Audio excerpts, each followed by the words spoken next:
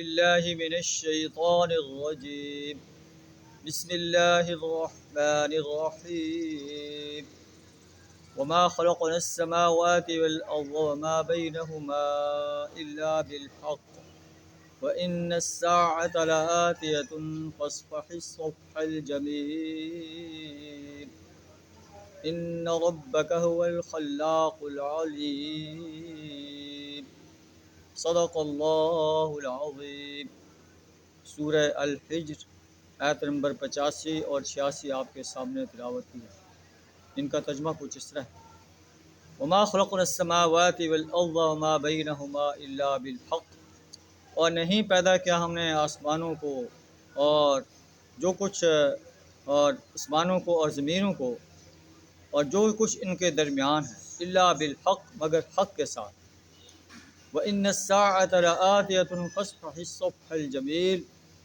اور یقیناً قیامت آنے والی ہے، پس آپ جو ہے صبر جمیل سے کام لیں، ان سے درگزر کریں، ان کی جو گستاخیاں ہیں ان سے درگزر کرتے چلے جائیں.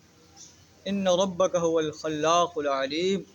بے شک آپ کا رب جو ہے خلاق ہے، پیدا کرنے والا ہے، ہر چیز کا پیدا کرنے والا ہے، العلیم جاننے والا ہے. تو ان آیات میں اللہ تعالیٰ نے آسمان و زمین کا ذکر فرما کر کے آسمان و زمین جو ہے یہ حق کے ساتھ ہم نے پیدا کیا ہے، یہ اس بات کی گواہی دے رہا ہے کہ یہ نظام برحق ہے، حق کے ساتھ چل رہا ہے. اور حق یہ ہے کہ جو انسان اس دنیا میں آیا ہے اسے حق اور باطل کے تمیز جو ہے دی گئی ہے. حق اس کے سامنے واضح کر دیا گیا ہے، باطل اس کے سامنے واضح کر دیا گیا ہے. اگر وہ چاہے تو حق کو تسلیم کرے اور اپنے لیے جنت کے باغات حاصل کرے، اگر چاہے تو باطل کو تسلیم کرے اور اپنے لیے جہنم کی آگ حاصل کرے. یہ اس کی اپنی ڈسکریشن پر ہے.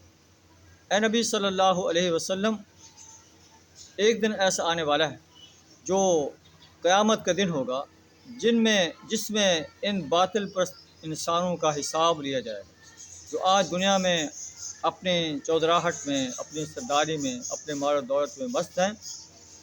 یہ عارضی سرداری ہے، عارضی مال و دولت ہے. یہ آپ کو ساحر اور مجنون کہتے ہیں، کاہن کہتے ہیں. آپ ان کی باتوں سے درگزر کریں. یوم حساب کے موقع پر اللہ ان سے حساب لے گا کہ وہ دنیا میں کیا کر کے آئے. وَإِنَّ السَّاعَةَ لَآتِيَةٌ فَاصْفَحِ الصَّفْحَ الْجَمِيلَ. اور یقیناً قیامت آنے والی ہے، آپ ان سے درگزر سے کام لیں. ان ربک هو الخلاق العلیم. بے شک آپ کا رب خلاق ہے اور علیم ہے. جو کچھ آج مکہ کے قریش، مکہ کے سردار آپ کے ساتھ کر رہے ہیں، اللہ اس کو آبزرو کر رہا ہے اور اس کا حساب انہیں دینا پڑے گا.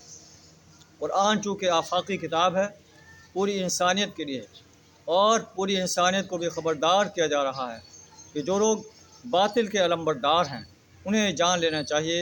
انہیں باطل کے سپورٹ کا، باطل کی علمبرداری کا اللہ کی عدالت میں حساب دینا پڑے گا.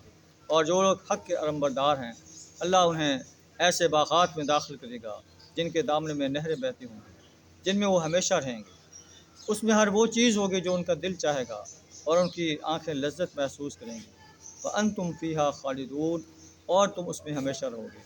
اللہ سے دعا تعالیٰ ہمیں حق کا علمبردار بننے کی توفیق عطا فرمائے، حق کا ساتھ دینے کی توفیق عطا فرمائے. وآخر دعوانا الحمد للہ رب العالمین.